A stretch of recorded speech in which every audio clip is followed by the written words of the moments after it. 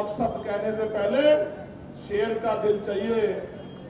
गीदड़ बिल्ले जो है वो चंद्रशेखर पर टिप्पणी नहीं कर सकते। मेरा नाम एडवोकेट चंद्रशेखर आजाद है। मैं किसी का कर्ज उधार नहीं छोड़ता। राजकाज बचने दो, सूद समेत अगर कर्ज नहीं उतारा तो मेरा नाम चंद्रशेखर आजाद नहीं याद रखना। मैं चमड़े की चप्पल पहन के आया,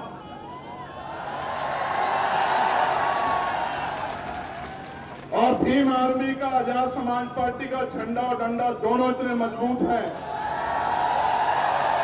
और मैं बता देना चाहता हूं कि हम चमड़ा उतारना भी जानते हैं,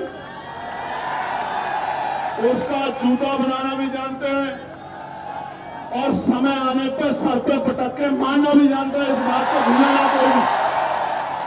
प्यारे कि हम मान्यवर काशीराम साहब के अधूरे सपने को पूरा करें। करना चाहिए नहीं करना चाहिए? दोनों हाथ उठा के बताओ, करना चाहिए नहीं करना चाहिए? जो लोग इधर खड़े दोनों हाथ में बताओ, करना चाहिए नहीं करना चाहिए? प्यारे साथियों, उत्तर प्रदेश के हालात खराब। संभल में एक अधिकारी जो है तो जनसेवक, लेकिन भाषा भाजपा नेताओं की बोल रहे हैं। कह रहे हैं अगर ज्यादा लोग मस्जिद में नमाज पढ़ोगे तो कार्रवाई हो जाएगी। मस्जिद से बाहर पैर रख दोगे नमाज पढ़ने के लिए ईदगाह से तो कार्रवाई हो जाएगी। कह रहे हैं कि अगर रील बनाओगे तो रेल बना दूंगा। मैं ये समझता हूं एक जनसेवक की भाषा ऐसी नहीं होनी चाहिए। जनसेवक का मतलब यह है कि उसको देख के हर गरीब कमजोर के दिल में यह भाव पैदा हो कि जब तक ये जनसेवक खड़ा है तब तक मेरी तरफ कोई गुंडा आंख नहीं उठा सकता। लेकिन आज हालात बिगड़ गए हैं। लेकिन मैं धन्यवाद दूंगा हाईकोर्ट इलाहाबाद का, जिन्होंने कल संभल के एसएसपी डीएम का मार्गदर्शन करने का काम किया। उनको कहा कि अगर आप व्यवस्था नहीं करा सकते, धर्म का पालन नहीं करा सकते तो इस्तीफा दे दो या कहीं ट्रांसफर दे दो। बहुत बड़ी टिप्पणी जो है उच्च न्यायालय ने जो है इलाहाबाद करने का काम किया और उनको अपने कर्तव्य का निर्वहन करने के लिए प्रेरित किया। प्यारे साथियों, आज हम लोग बाराबंकी की धरती पे हैं और एज ए लीडर मुझे कहने में खुशी है कि ये वही बाराबंकी है जिससे हयात अली खamenei साहब का रिश्ता जुड़ा हुआ है। ये वही बाराबंकी है और वो अपने राज्य में, वहां अपने देश में राज करते थे, अपने लोगों के लिए कानून बनाते थे। उनकी शहादत हो गई, मगर मैंने उनके बारे में जब पढ़ा एक बात मुझे एज ए लीडर उनकी बहुत पसंद आई और मैं उनको सल्यूट करता हूं कि उनको पता था कि उन पे हमला होने वाला।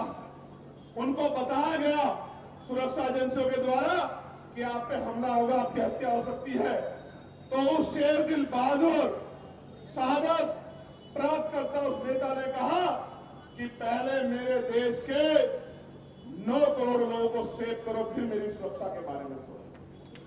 वरना नेता ये कहते हैं, वरना नेता कहते हैं कि पहले मेरी सुरक्षा करो, जनता मरती है तो कल की मरती आज मर जाए। लेकिन उस बहादुर नेता की इस बात से मैं बड़ा प्रेरित हुआ। और प्यारे साथियों, मैं कहना नहीं चाहता, लेकिन यह भी सच है कि अगर सत्ता का संरक्षण कुछ लोगों को नहीं होता तो चंद्रशेखर आजाद को अब सब कहने से पहले शेर का दिल चाहिए।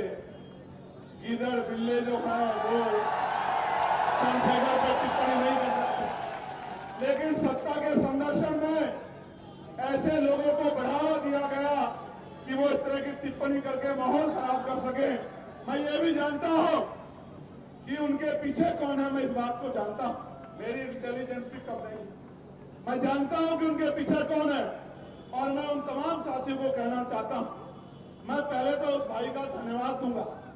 इसलिए धन्यवाद दूंगा क्योंकि उसने, उसकी बार बार के हमले ने जो उसने लाइव आके किया, मेरे सोए हुए लोगों को जगाने का काम किया और बहुजन समाज के लोगों में भाईचारा पैदा करने का काम किया। मैं इसके लिए उस भाई का धन्यवाद देता हूं। और उसको मैं ये बताना चाहता हूं, उसको भी, उसके आका को भी, कि याद रखना मेरा नाम एडवोकेट चंद्रशेखर आजाद है। मैं किसी का कर्ज उधार नहीं छोड़ता। राजकाज बचने दो, सूद समेत अगर कर्ज नहीं उतारा तो मेरा नाम चंद्रशेखर आजाद नहीं, याद रखना। प्यारे साथियों, मैं इसलिए नहीं कहना चाहता उन लोगों पे कुछ भी, क्योंकि वो एक सोची समझी साजिश से काम कर रहे हैं। उनको पता आजाद समाज पार्टी ताकत बना रही है, और वो ये भी जानते हैं कि चंद्रशेखर आजाद और तमाम साथी आजाद समाज पार्टी के मरने मिटने को तैयार हैं, लेकिन बहुजन समाज के अधिकारों को छीनने नहीं देंगे। इसलिए वो जानबूझ के हमारे जो नौजवान शक्ति है उसको पथ भ्रष्ट करना चाहते हैं, उनका ध्यान इधर उधर करना चाहते हैं। मैं आपको कहना चाहता हूं, ऐसे किसी व्यक्ति पे मत ध्यान दो, अपने काम पर ध्यान दो। अगर आप मेरी बात पे पहरा देके अगले 6-7 महीने उस पर काम करते रहे, मैं गारंटी से कह सकता हूं कि पूरे उत्तर प्रदेश में किसी गरीब की तरफ आग उठाने वाला कोई गुंडा बचेगा नहीं। मेरी बात को आप याद रखें। प्यारे साथियों, उत्तर प्रदेश के क्या हाल है? उत्तर प्रदेश में ऐलानिया कत्ल हो रहे, ऐलानिया कत्ल। अभी बदायूं में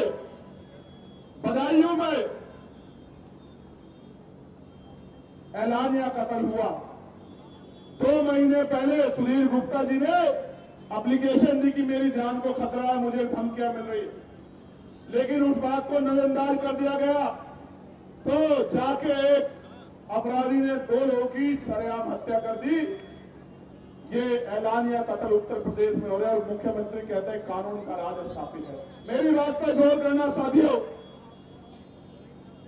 संभल में किशोरी के साथ गैंगरेप हुआ, कल मैंने ट्वीट किया, और मुख्यमंत्री कहते हैं हर चौराहे पे यमराज खड़ा। लेकिन यमराज जब गुंडे भारतीय जनता पार्टी से जुड़े हुए होते हैं तो यमराज छुट्टी पे चले जाते हैं। प्यारे साथियों, कब सार के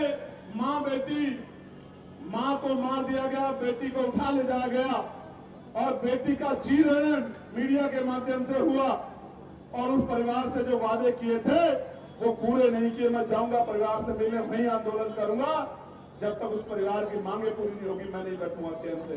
और रामपुर के बिलासपुर में भी एक पुलिस की जवान के द्वारा गोली मार के हत्या कर दी गई थी, उनके साथ भी सरकार ने वादे किए थे। हाथरस के परिवार के साथ भी सरकार ने वादे किए थे, एक भी वादा पूरा नहीं किया। मैं विपक्ष के साथियों को भी कहना चाहता हूं कि जिस तरह खामनेई साहब ने बहादुरी दिखाते हुए शहादत कबूल की, आप भी डरो मत, मेरे साथ खड़े हो जाओ। इस भारतीय जनता पार्टी को 2027 में उखाड़ के फेंक देंगे हम लोग उत्तर प्रदेश में। आप डरो मत, विपक्ष के साथियों डरो मत, मुकाबला करो। शहादत जिनके हिस्से में शहादत आएगी, समाज उनको याद भूलेगा नहीं।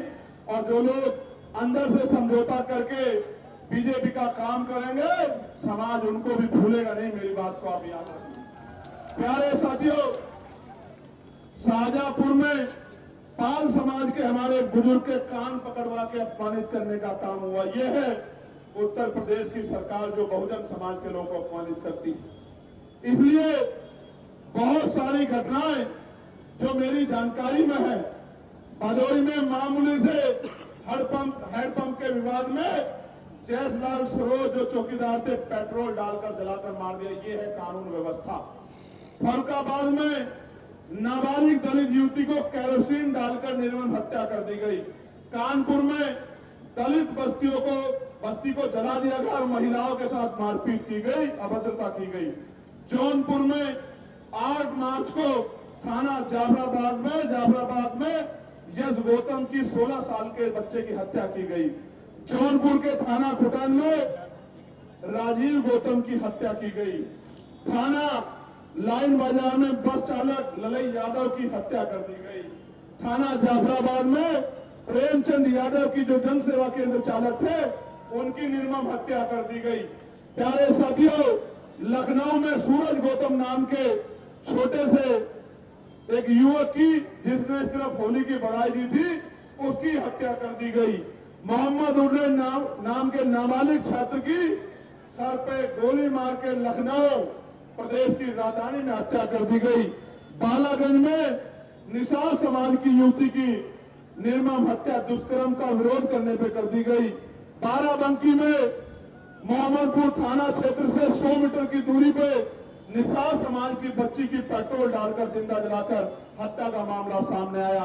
और प्रयागराज में दलित छात्रों के साथ भेदभाव का इतना बड़ा मामला सामने आया। ये सारी बातें इस बात की गवाही देती हैं कि उत्तर प्रदेश में और छोड़िए, जिस तरह का घटनाक्रम आपने यहां देखा कि रोज सरेआम गुंडागर्दी घुसने नहीं देंगे, पैर तोड़ देंगे। मैं चमड़े की चप्पल पहन के आया,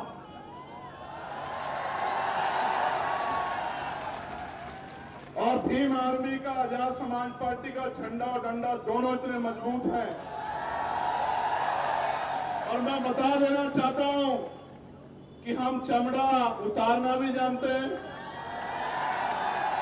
उसका जूता बनाना भी जानते हैं, और समय आने पर सर पे पटक के मारना भी जानते हैं। इस बात को भूलना ना कोई। प्यारे साथियों, हमें ऐसे गैर जिम्मेदार लोगों की बातों में आके जिस तरह की गैर जिम्मेदारी यहाँ के कुछ अति ऊर्जावान और गैर जिम्मेदार नौजवानों ने दिखाई, किसी के इशारे पे उनकी बातों में आके हिंसा के और असंवैधानिक रास्ते पे नहीं जाना। मुझसे वादा करो ऐसे हाथ आगे करके कि ऐसे गुंडों के चक्कर में नहीं पड़ोगे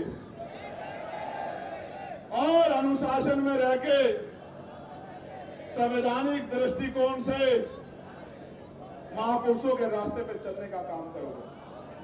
पक्का? प्यारे साथियों, मैं कहना नहीं चाहता था, लेकिन ये बात बतानी जरूरी है। हालांकि मैं इन सब चीजों से डरता नहीं, लेकिन प्रशासन को भी पता हो कि अब जब हम आ रहे थे, एक पुल पर चढ़ के कुछ लोगों ने पत्थरों से, ईंट के टुकड़ों से हमारी गाड़ी पे उनको फेंकने का काम किया। उनको लगता है कि इन चीजों से हम लोग कर सकते हैं। ये हम पे हमला नहीं है, मेरा भरोसा करो, ये उत्तर प्रदेश की कानून व्यवस्था पे हमला, ये खाकी के इकबाल पे हमला, ये उत्तर प्रदेश के मुख्यमंत्री के साथ में वो जो तुर्रम खा वाले भाषण देते हैं, उनके भाषणों पे हमला है। हम तो सत्ता में नहीं है, हम तो सत्ता में नहीं है, लेकिन सत्ता द्वारा पोषित गुंडे अगर इस तरह का कार्य करते हैं तो वो मुख्यमंत्री को चैलेंज करते हैं, उनकी कानून व्यवस्था को चैलेंज करते हैं। हम तो नहीं कर सकते। हम तो संविधान को मानने वाले लोग हैं। और मैं आपको कहना चाहता हूं, जिस दिन से हम लोगों ने मोर्चा लिया है, जानबूझ के हमारे खिलाफ इस तरह के भाषण की, भाई हम किसी धर्म के इष्टों को, भगवानों को आपत्तिजनक शब्द कहते हैं, हम एक धर्म के खिलाफ इस तरह की बातें करते हैं, इस तरह का जानबूझ के हमारी शक्ति, जो आजाद समाज पार्टी की ताकत बढ़ रही है, उससे डर के इस तरह का दुष्प्रचार किया जाता। मैं गारंटी देता हूं, मैं वकील हूं।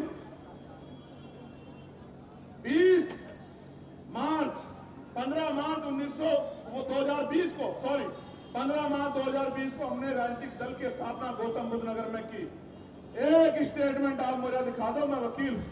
मैं बाबा साहब अम्बेडकर को मानने वाला व्यक्ति, मैं किसी धर्म पर टिप्पणी नहीं करता, मेरा काम नहीं है।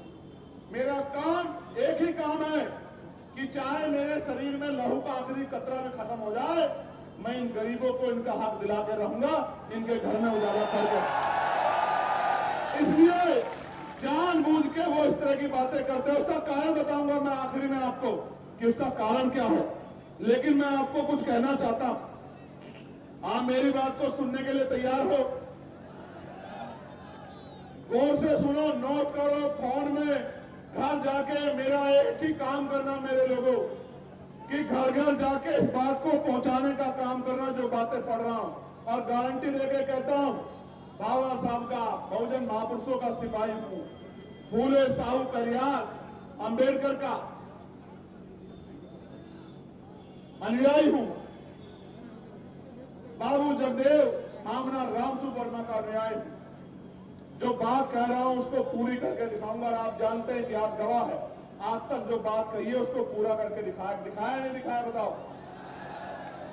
प्यारे साथियों, जैसे ही हमारी सरकार 2027 में बनेगी, 1 साल के अंदर सभी खाली पदों को, सरकारी खाली पदों को हम लोग भरने का काम करेंगे। मेरी बात को आप याद। पहली कैबिनेट में लाखों नौजवानों को बिना किसी पैसे के, आज की हालात तो ये है, दफ्तर में जाओगे अमीर सीधा जाएगा, गरीब दफ्तर के बाहर खड़ा रहेगा और बिना पैसे के कोई काम नहीं होता। मैं गारंटी देके कहता हूं, आजाद समाज पार्टी की ताकत बनेगी। अधिकारी सबसे पहले कुर्सी बिछवाया करेगा गरीबों के लिए, चाय पानी पूछा करेगा, उसके बाद की समस्या का हल किया करेगा, फिर अपनी कुर्सी में बैठा करेगा। तो बिना किसी रिश्वत के गरीब के बच्चों को पारदर्शी परीक्षा करा के पूरे बैकलॉग को भरने का काम हम लोग करेंगे। दलितों पिछड़ों को नौकरी उन बच्चों को देने का काम करेंगे जो पढ़े लिखे बेरोजगार घूम रहे हैं। प्यारे साथियों, ब्लॉक स्तर पे आवासीय विद्यालयों की व्यवस्था की जाएगी कि जो बहुत गरीब बच्चे हैं, जिनके माँ बाप उतना पैसा नहीं कमाते, उनके रहने के लिए और पढ़ने के लिए आवासीय विद्यालय बन जाए ब्लॉक स्तर पर।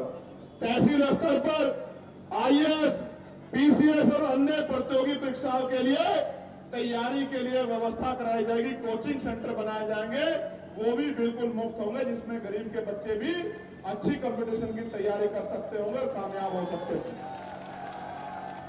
डिजिटल युग में यदि नगर पालिका स्तर पे संचालित लाइब्रेरी हाईटेक सुविधाओं से लैस हो जाए तो स्थानीय बच्चों को पढ़ाई में अधिक से अधिक लाभ मिल सकता है। उसको हाईटेक करने का काम हम लोग करेंगे। ऐसा बड़े से बड़े प्राइवेट स्कूल में लाइब्रेरी नहीं होगी, जैसी हम लोग पंचायत स्तर पर बनाने का काम करेंगे गरीबों को आगे बढ़ाने के लिए। क्योंकि बाबा साहब अम्बेडकर ने कहा था कि शिक्षा श्रेणी का वो दूध है जो पिएगा वो दहाड़ेगा। और संत गाडगे जी महाराज ने कहा था कि एक रोटी कम खाना, अपने बच्चों को जरूर पढ़ाना। अगर थाली ना हो तो हाथ पे रख के खाना, लेकिन अपने बच्चों को जरूर पढ़ाना। इसलिए कह रहा हूं, मैं आज पुलिस के भाइयों ने बहुत अच्छा रोल अदा किया। मैं पुलिस के भाइयों को भी कहना चाहता हूं, इनकी वेतन विसंगता दूर करेंगे, 8 घंटे की ड्यूटी करेंगे, सप्ताह में 1 दिन छुट्टी करेंगे और बॉर्डर स्कीम को समाप्त करने का काम करेंगे। इस बात का भी मैं लोगों को विश्वास दिलाने का काम। प्यारे साथियों, पीआरडी के जवानों को, होमगार्ड भाइयों को, पीआरडी के जवानों को राजकीय कर्मचारी का दर्जा, होमगार्ड भाइयों बहनों को राजकीय कर्मचारी का दर्जा और पंचायत सहायकों को भी उचित मानदेय दिलाकर उनको भी राजकीय कर्मचारियों का दर्जा दिलाने का काम हम लोग करेंगे। मेरी बात को आप याद रखना। आशा बहनों को, आंगनबाड़ी बहनों को, भोजन माताओं को और सहायिकाओं को भी राज्य कर्मचारी का दर्जा दिलाने का काम हम लोग करेंगे। मेरी बात को आप याद रखना। आपके गली में, मोहल्लों में, आपके गांव में जो आशा, आंगनबाड़ी, भोजन माता, ये जो सहायिकाएं रहती है, उनको कह देना कि भाई चंद्रशेखर आजाद ने कहा, आजाद समाज पार्टी का संदेश है, माननीय काशीराम साहब का संदेश लेके आ रहे हैं भाई चंद्रशेखर, और ये कह रहे हैं कि एक बार हमारा साथ दो, किसी के आगे हाथ फैलाने की आवश्यकता नहीं पड़ेगी, आपकी मांगों को पूरा करने का काम करेंगे, आंदोलन करने की जरूरत नहीं पड़ेगी। प्यारे साथियों, संविदा व्यवस्था को समाप्त कर कर्मचारियों को नियमित किया जाएगा और नियमित होने तक 25,000 रुपए कम से कम वेतन देने का काम राज्य सरकार करेगी। इस बात का भी मैं आपको विश्वास दिलाता हूं। वित्त विहीन माध्यमिक विद्यालयों में कार्यरत शिक्षकों को, जिनकी मांग भी मैंने अभी उठाई थी, सम्मानजनक मानदेय और सेवा सुरक्षा हम लोग प्रदान कराने का काम करेंगे। 4 लाख से ज्यादा टीचर हैं, 23,000 से ज्यादा स्कूल हैं। मैं उन सबको कहना चाहता हूं, सबको देखा बारी बारी, एक बार मौका दो आजाद समाज पार्टी काशीराम को, 1 साल के अंदर आपकी मांगों को पूरा करने का काम करेंगे। इस बात को आजमा के देख लो। प्यारे साथियों, मैनुअल सफाई व्यवस्था समाप्त की जाएगी और मशीन आधारित व्यवस्था लागू की जाएगी। एक भी सफाई कर्मचारी भाई को गटर में नहीं उतरने देंगे, गटर में मरने नहीं देंगे। एक एक भाई के जीवन की रक्षा करने का काम करेंगे, उनके जीवन को भी मजबूत बनाने का काम करेंगे। रेडी पटरी और छोटे व्यापारियों को आजीविका की सुरक्षा हेतु वैकल्पिक वेंडिंग जोन, किफायती दुकानों और संरक्षित बाजार स्थल उपलब्ध कराने का काम हम लोग करेंगे। 1 फरवरी 2026 से लागू वन टाइम टैक्स प्रणाली में संशोधन कर पूर्व पंजीकृत पुराने वाहनों को इस नई व्यवस्था से आंशिक रूप से पूर्ण छूट प्रदान करने का काम हम लोग करेंगे। पिछले वर्षों में हुए सभी, गौर से सुनना, पिछले वर्षों में हुए सभी संदिग्ध इनकाउंटर बुलडोजर की